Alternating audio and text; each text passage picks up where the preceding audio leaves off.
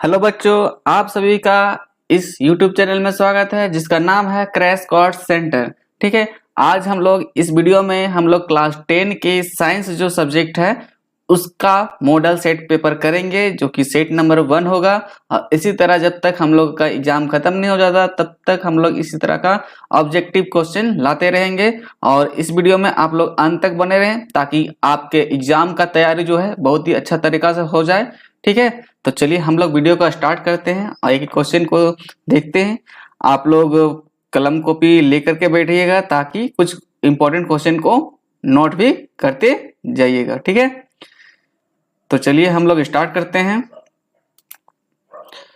हम लोग का जो पहला क्वेश्चन है वो है दाढ़ी बनाने में किस प्रकार के दर्पण का उपयोग किया जाता है। ठीक है, यहाँ ऑप्शन में है समतल दर्पण, उत्तल दर्पण, अवतल दर्पण, इनमें से कोई नहीं। तो बच्चों मैं बताना चाहता हूं इसका जो सही आंसर हो जाएगा ऑप्शन नंबर 3 सही आंसर हो जाएगा, अवतल दर्पण। ठीक है, थोड़ा सा हम इसको बड़ा कर लेते हैं ताकि हम लोग अच्छा से दिख सके। इतना काफी है। कलर चेंज करना चाहते हैं कलर चेंज कर लेते हैं, रेड कलर कर लेते हैं। अगला क्वेश्चन है क्वेश्चन नंबर दूसरा। यहाँ पे देखिए क्या बोल रहा है कि गोलीय दर्पण में फोकस दूरी एवं वक्रता त्रिज्या के बीच संबंध बताना है। ठीक है, किसके बीच? तो फोकस दूरी और वक्रता केंद्र के बीच, मीन्स एफ और आर के बीच में कौन सा संबंध सही है गोलीय दर्पण में। तो यहाँ पे दिया हुआ देखिए r equal to f by two, f equal to r by two और आर इक्वल टू एफ, और चौथा जो दिया हुआ इनमें से कोई नहीं। तो बता दे बच्चों इसका जो सही आंसर हो जाएगा ऑप्शन नंबर दूसरा सही आंसर हो जाएगा, f equal to r by two होता है। ठीक है, दोनों के बीच का संबंध। क्वेश्चन नंबर 3 है प्रकाश के अपवर्तन की क्रिया में कौन सी भौतिक राशि अपवर्तित रहती है। ठीक है, यहाँ पे है आवृत्ति, दूसरा है वेग और तीसरा है तरंगदैर्ध्य और चौथा इनमें से कोई नहीं। तो इसका जो सही आंसर हो जाएगा ऑप्शन है नंबर 1 सही आंसर हो जाएगा, आवृत्ति। ठीक है, प्रकाश के अपवर्तन की क्रिया में एक भौतिक राशि है जो कि अपरिवर्तित रहती है, वो है आवृत्ति। आवृत्ति कभी बदलती नहीं है। क्वेश्चन नंबर 4 है अवतल दर्पण से परावर्तन के बाद किरण किस बिंदु से होकर गुजरेगी। यहाँ पे है सेंटर से, है ना, ऑफ एफ फोकस से और पी पोल से, और यहाँ पे जो चौथा नंबर है सी यहाँ पे केंद्र और फोकस के बीच से। तो बता दे बच्चों कि इसका जो सही आंसर हो जाएगा ऑप्शन नंबर दूसरा सही आंसर है, फोकस से गुजरेगी। ठीक है, क्वेश्चन नंबर 5वां है किस दर्पण से वस्तु को कहीं भी रखने से वस्तु के बराबर का आकार सीधा प्रतिबिंब बनता है। तो दर्पण होगा कौन सा दर्पण होगा जिसमें सीधा प्रतिबिंब बनेगा, है ना, और सेम आकार का, बराबर आकार का। तो यहाँ पे ऑप्शन दिया हुआ उत्तल दर्पण, समतल दर्पण, यहाँ पे अवतल दर्पण, यहाँ समतल और तथा उत्तल दर्पण। तो बता दे बच्चों इसका जो सही आंसर होगा वो ऑप्शन नंबर 3 सही आंसर हो जाएगा, समतल दर्पण में बराबर आकार की आकृति बनती है। तो इसको आप लोग कॉपी में नोट भी करते जाइएगा। ठीक है, क्वेश्चन नंबर 6 है प्रकाश के अपवर्तन के कितने नियम होते हैं या है। तो यहाँ पे ऑप्शन में 1 नियम, 2 नियम, 3 नियम, 4 नियम। तो बता दे बच्चों इसका जो सही आंसर हो जाएगा ऑप्शन नंबर 2 सही आंसर हो जाएगा, प्रकाश के अपवर्तन के कुल 2 नियम है। ठीक है, क्वेश्चन नंबर 7वां है कि किस गोलीय दर्पण की वक्रता त्रिज्या 50 सेंटीमीटर है। मतलब किसी गोलीय दर्पण की जो वक्रता त्रिज्या है वो कितना, 50 सेंटीमीटर। मतलब यहाँ पे क्या दिया हुआ कि R इक्वल टू कितना दिया हुआ, R इक्वल टू 50 दिया हुआ है। ठीक है, R इक्वल टू 50 दिया हुआ है। और पूछ रहा है कि फोकस दूरी क्या होगा, क्योंकि हम लोग रिलेशन जान चुके हैं, क्या जान चुके हैं कि F इक्वल टू क्या होता है, F equal to R by 2 होता है। तो यहाँ R कितना है, यहाँ R 50 सेंटीमीटर है, तो इसका आधा कर देंगे कितना हो जाएगा, 25 सेंटीमीटर। तो इसका इसलिए इसका सही आंसर हो जाएगा ऑप्शन नंबर तीसरा सही आंसर हो जाएगा, 25 सेंटीमीटर हो जाएगा इसका फोकस। ठीक है, चलिए क्वेश्चन नंबर 8 करते हैं कि क्वेश्चन नंबर 8 बोलता है कि 1 मीटर फोकस दूरी वाले उत्तल लेंस की क्षमता होगी कितनी होगी, -1 डायोप्टर, +1 डायोप्टर, +2 डायोप्टर और 1.5 डायोप्टर। तो इसका जो सही आंसर हो जाएगा बच्चों, इसका जो सही आंसर हो जाएगा ऑप्शन नंबर दूसरा सही आ जाएगा। एक डायोप्टर होता है, ठीक है। 1 मीटर फोकस दूरी वाले उत्तल लेंस की क्षमता 1 डायोप्टर होती है, और लेंस की जो क्षमता होती है हम लोग डायोप्टर में मापते हैं। क्वेश्चन नंबर 9 है कि किसी उत्तल लेंस की फोकस दूरी हमेशा होती है, कितनी होती है या क्या होती है, प्लस में होती है, माइनस में होती है, शून्य होती है या अनंत होती है। तो इसका जो सही आंसर हो जाएगा बच्चों ऑप्शन नंबर 1 सही आंसर हो जाएगा। पॉजिटिव होती है ना, प्लस में होती है। किसी भी उत्तल लेंस की जो फोकस दूरी होती है हमेशा प्लस में होती है, याद रखिएगा। क्वेश्चन नंबर 10वां है कि प्रकाश का वेग न्यूनतम होता है, किसमें न्यूनतम होता है प्रकाश का वेग, चाल नहीं पूछा है, वेग पूछ रहा है यहाँ पर। तो न्यूनतम किसमें होता है, निर्वात में, जल में, वायु में या कांच में। तो बच्चों इसका जो सही आंसर हो जाएगा ऑप्शन नंबर 4 सही हो जाएगा, कांच में न्यूनतम होती है प्रकाश का वेग। क्वेश्चन नंबर 11 है कि 4D मतलब 4 डायोप्टर क्षमता वाले अवतल लेंस की फोकस दूरी होगी, है ना। ऐसा फोकस दूरी ढूंढना है जिसका जो क्षमता है 4 डायोप्टर है। तो इसका सही आंसर क्या हो जाएगा, इसका जो सही आंसर हो जाएगा वो दूसरा सही आंसर हो जाएगा, ठीक है, 25 सेंटीमीटर। क्वेश्चन नंबर 12 है कि किसी उत्तल लेंस का फोकसांतर 50 सेंटीमीटर है तो उसकी क्षमता होगी, उसकी क्षमता कितनी होगी 5 डायोप्टर, -5 डायोप्टर, -2 डायोप्टर और 2 डायोप्टर। तो बच्चों इसका जो सही आंसर हो जाएगा ऑप्शन नंबर 4 सही आंसर हो जाएगा, 2 डायोप्टर होगा। क्वेश्चन नंबर 13 है कि प्रकाश का वेग सर्वाधिक होगा, किसमें प्रकाश का वेग सर्वाधिक होता है, कांच में, पानी में या हवा में या निर्वात में। तो बच्चों इसका जो सही आंसर हो जाएगा ऑप्शन नंबर 4 इसका सही हो जाएगा, निर्वात में प्रकाश का वेग सर्वाधिक होता है, मतलब सबसे ज्यादा होता है। तो चलिए हम लोग फिर नेक्स्ट क्वेश्चन की ओर बढ़ते हैं। 14 नंबर क्वेश्चन है कि दिए गए प्रक्रम में कौन सा उष्माक्षेपी है। ऑप्शन नंबर ए श्वसन, दूसरा है पाचन, तीसरा है उत्सर्जन, चौथा है संवहन। तो बताइए मेरे प्यारे बच्चों इसका जो सही आंसर हो जाएगा ये श्वसन हो जाएगा। श्वसन मेरा एक उष्माक्षेपी अभिक्रिया है, ठीक है, यह प्रक्रम है। क्वेश्चन नंबर 15 है जो कि बहुत अच्छा है, हम लोग बच्चे बहुत सारा चिप्स का पैकेट खाए हैं। तो यहाँ पे क्वेश्चन क्या बोल रहा है कि चिप्स के पैकेट है ना, चिप्स के पैकेट के विकृत गंधिता से बचने के लिए कौन सी गैस डाली जाती है। बिजनेस में 25 रुपए मिले। क्वेश्चन नंबर 15 है चिप्स के पैकेट में विकृत गंधिता से बचने के लिए कौन सी गैस डाली जाती है। ऑप्शन नंबर 1 है ऑक्सीजन, ऑप्शन नंबर 2 है नाइट्रोजन, ऑप्शन नंबर 3 है हाइड्रोजन, ऑप्शन नंबर 4 है कार्बन डाइऑक्साइड। तो बता दें मेरे प्यारे बच्चों इसका जो सही आंसर हो जाएगा ऑप्शन नंबर दूसरा सही है, नाइट्रोजन गैस भरा रहता है। याद रखिएगा चिप्स के पैकेट में कौन सा गैस भरा रहता है, तो नाइट्रोजन गैस भरा रहता है। क्वेश्चन नंबर 16 है कि जंग लगना किस प्रकार का अभिक्रिया है। ऑप्शन नंबर 1 संयोजन, वियोजन, विस्थापन या द्विविस्थापन। तो बता दें मेरे प्यारे बच्चों जंग लगना कैसा अभिक्रिया है, तो संयोजन अभिक्रिया है, 1 नंबर सही हो जाएगा इसका आंसर। क्वेश्चन नंबर 17 है कि दिए गए अभिक्रिया में किस पदार्थ का उपचयन हो रहा है। देखिए यहाँ पे रिएक्शन दिया हुआ है जिंक ऑक्साइड प्लस कार्बन का, तो यहाँ जिंक और प्लस कार्बन मोनोऑक्साइड बन रहा है। तो इसमें किसका उपचयन हो रहा है, तो यहाँ पे देखिए जिंक ऑक्साइड दिया हुआ है, कार्बन दिया हुआ है, जिंक दिया हुआ है, कार्बन मोनोऑक्साइड दिया हुआ है। तो इसका जो सही आंसर हो जाएगा दूसरा नंबर सही आंसर हो जाएगा कार्बन। तो यहाँ कार्बन का उपचयन हो रहा है, ठीक है। क्वेश्चन नंबर 18 है कि दिए गए कौन सा रासायनिक समीकरण संतुलित है। यहाँ पे कौन सा रासायनिक समीकरण संतुलित है, तो देखिए यहाँ पर तो इसमें देखना है कि सारा जो परमाणु है वो सेम होना चाहिए, मतलब ये तीर के निशान के इधर वाला पार्ट में और तीर के निशान इधर वाला पार्ट में सेम होना चाहिए परमाणु। तो यहाँ पे ऑप्शन नंबर 1 सही इसका आंसर हो जाएगा क्योंकि इसी में परमाणु सेम है, ठीक है। क्वेश्चन नंबर 19 है कि दिए गए रासायनिक समीकरण में कौन सी अभिक्रिया हो रही है। तो यहाँ पे देखना है कि यहाँ पे संयोजन अभिक्रिया हो रहा है कि उष्माक्षेपी अभिक्रिया हो रहा है कि वियोजन अभिक्रिया की विस्थापन अभिक्रिया। तो यहाँ पे देखिए क्या हो रहा है कि लेड यहाँ से क्या हो रहा है, लेड के साथ कुछ जुड़ जा रहा है कि नहीं, यहाँ पे कॉपर हट रहा है और क्लोरीन यहाँ पे हट रहा है और ये लेड के साथ जुड़ रहा है। तो ये क्या देखिए यहाँ पे विस्थापित हो रहा है, तो इसलिए इसको कौन सा अभिक्रिया बोलेंगे, तो विस्थापन अभिक्रिया कहेंगे, ठीक है। क्वेश्चन नंबर 20 है,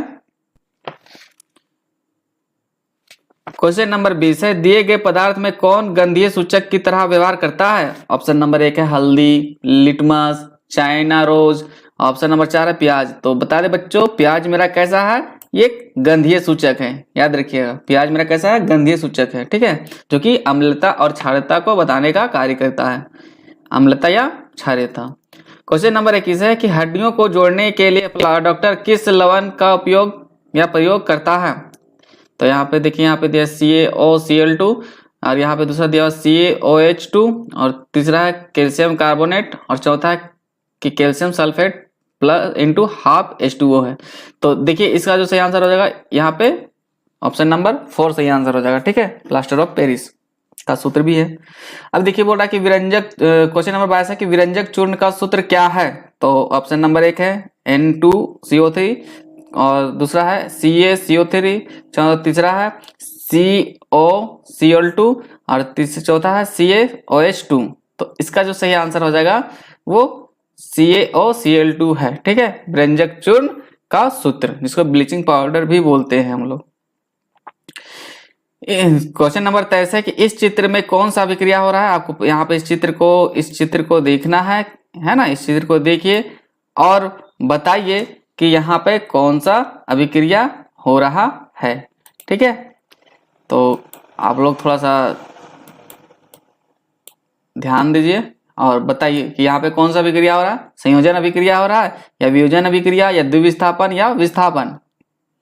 तो बता दे बच्चों कि इस अभिक्रिया में हम लोग देखेंगे कि वियोजन अभिक्रिया हो रहा है ना, वियोजन अभिक्रिया। क्वेश्चन नंबर 24 है कि टमाटर में कौन सा अम्ल पाया जाता है। ऑप्शन है एसिटिक अम्ल, दूसरा सिट्रिक अम्ल, तीसरा लैक्टिक अम्ल और चौथा ऑक्जेलिक अम्ल। तो बता दे मेरे प्यारे बच्चों, जो हम लोग लाल लाल टमाटर खाते हैं ना, उसमें ऑक्जेलिक अम्ल पाया जाता है, ठीक है, इंग्लिश में ऑक्जेलिक एसिड भी बोलते हैं इसको।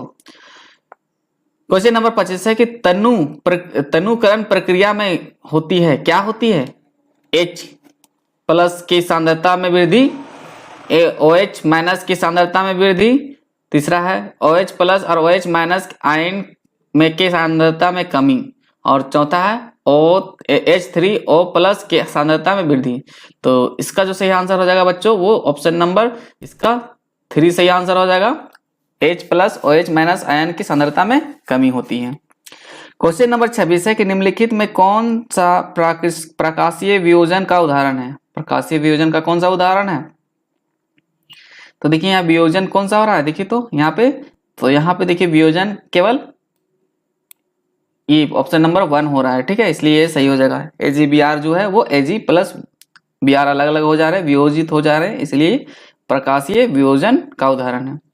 क्वेश्चन नंबर 27 बोलता है यहाँ पे अमीबा अपने किस अंग से भोजन ग्रहण करता है। मुंह से करता है, केंद्रक से करता है, कुटपाद से करता है या खाद्य रिक्तिका से करता है।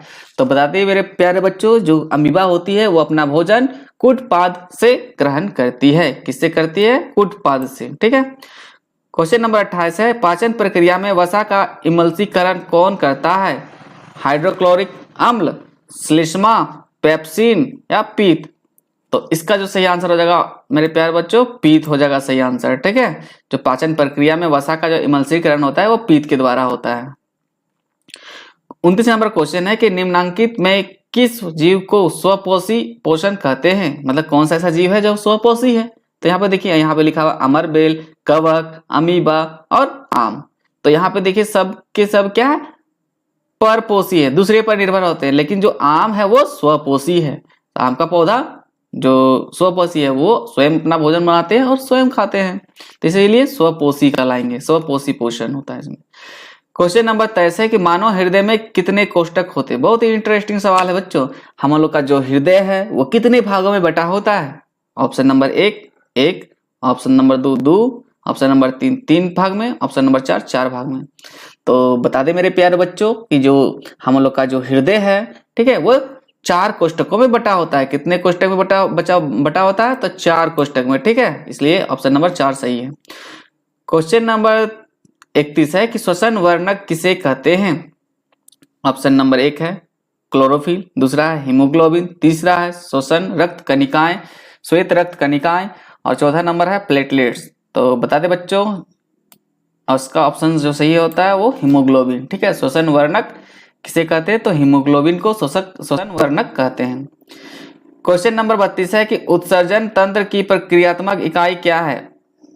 वायुकुपिका, वृक्क, वृक्काणु या कोशिका गुच्छा। तो इसका जो सही आंसर हो जाएगा ऑप्शन नंबर 3 सही आंसर हो जाएगा, विक्राणु। ठीक है। क्वेश्चन नंबर 33 है कि वृक्क के क्रियाशीलता कम होने पर रक्त को शरीर से बाहर निकालकर छानने की प्रक्रिया क्या कहलाती है? ऑप्शन नंबर ए मूत्र का बनना, दूसरा अपोहन, तीसरा विसरण, चौथा पुनर्अवशोषण। तो बच्चों इसका जो सही आंसर हो जाएगा ऑप्शन नंबर दूसरा सही आंसर हो जाएगा, अपोहन। ठीक है, अपोहन कहलाती है। क्वेश्चन नंबर 34 है, देखिए इंटरेस्टिंग है कि जनन की मूल घटना क्या है? ठीक है, जनन की मूल घटना क्या है? युग्मनक का बनना, युग्मनज का बनना, डीएनए की प्रकृति बनना या भ्रूण का बनना। तो बता दें मेरे प्यारे बच्चों, इसका जो सही आंसर हो जाएगा ऑप्शन नंबर 3 सही आंसर है, डीएनए की प्रकृति का बनना। ठीक है। क्वेश्चन नंबर 35 है कि दिया गया चित्र जो दिया है इसमें किस प्रकार का जनन को दर्शाता है? देखिए यहाँ पे चित्र को देखिए, अच्छा से चित्र को देखिए और बताइए कि किस प्रकार के जनन को दिखाता है। तो देखिए यहाँ पे कितना छोटा छोटा पार्ट में बट गया, मतलब ये बहुत खंड में बटा हुआ है। इसलिए देखिए यहाँ पे ऑप्शन भी दिया है, बहुखंडन, मुकुलन, विखंडन या पुनरुद्भवन। तो इसका जो सही आंसर हो जाएगा बच्चों बहुखंडन, क्योंकि यहाँ पे देखिए कितना छोटे छोटे बहुत खंडों में बांटा हुआ है। ठीक है, तो इसलिए इसको बहुखंडन जनन बोलते हैं। क्वेश्चन नंबर 36 है नर युग्मनक तथा मादा युग्मनक के संलयन को क्या कहते हैं? ऑप्शन नंबर ए निषेचन, ऑप्शन 2 है परागकण और तीसरा है अंकुरन और चौथा संलयन। तो बता दें मेरे प्यारे बच्चों, इसका जो सही आंसर हो जाएगा ऑप्शन नंबर 1 सही आंसर हो जाएगा, निषेचन कहलाएगा। नर युग्मनक और मादा युग्मनक के संलयन को क्या कहते हैं? निषेचन कहते हैं। चलिए हम लोग 37 क्वेश्चन नंबर की ओर बढ़ते हैं। क्वेश्चन नंबर को बोलता है कि लड़कों में यौवनावस्था के लक्षणों का नियंत्रण कौन हार्मोन करता है? ऑप्शन नंबर 1 है टेस्टोस्टेरोन, दूसरा है इंसुलिन, तीसरा है प्रोजेस्टेरोन, चौथा है थायरोक्सिन। तो बता दें मेरे प्यारे बच्चों, इसका जो सही आंसर हो जाएगा ऑप्शन नंबर 1 सही आंसर हो जाएगा। टेस्टोस्टेरोन जो है वो यौवना अवस्था के लक्षणों को नियंत्रित करने का काम करता है। क्वेश्चन नंबर 38 है कि सौर स्थिरांक का मान क्या है? ठीक है, तो बता दी मेरे प्यारे बच्चों, जो सौर स्थिरांक का जो मान है वो कितना होता है? वो 1.4 किलोवाट पर मीटर स्क्वायर होता है। किसका होता है? सौर स्थिरांक का मान।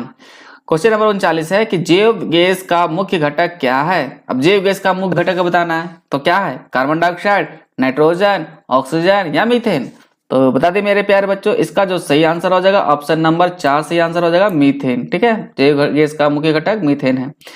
और इस वीडियो का लास्ट और आखिरी क्वेश्चन 40 नंबर, देखिए क्या बोलता है क्वेश्चन कि महासागरीय तापीय ऊर्जा प्राप्त करने के लिए महासागर के पृष्ठ के जल का ताप होता है और 2 मीटर की गहराई के जल के ताप में कितना का अंतर होना चाहिए? 20 डिग्री का होना चाहिए, 30 डिग्री का सेंटीग्रेड का होना चाहिए या 40 डिग्री सेंटीग्रेड का होना चाहिए, सेल्सियस बोलते हैं, या फिर 50 डिग्री सेल्सियस का होना चाहिए। तो यहाँ पे जो सही आंसर हो जाएगा मेरे प्यारे बच्चों, वो ऑप्शन नंबर 1 सही आंसर हो जाएगा, 20 डिग्री सेल्सियस का होना चाहिए अंतर। ठीक है, तो बताइएगा कमेंट करके वीडियो कैसा लगा, और इस वीडियो को जो लोग सब्सक्राइब नहीं किए हैं सब्सक्राइब कर लें और साथ ही वीडियो को लाइक कर दें, ताकि हमारे द्वारा कोई भी वीडियो अपलोड किया जाए वो उसका नोटिफिकेशन सबसे पहले आप लोग तक पहुंचे। तो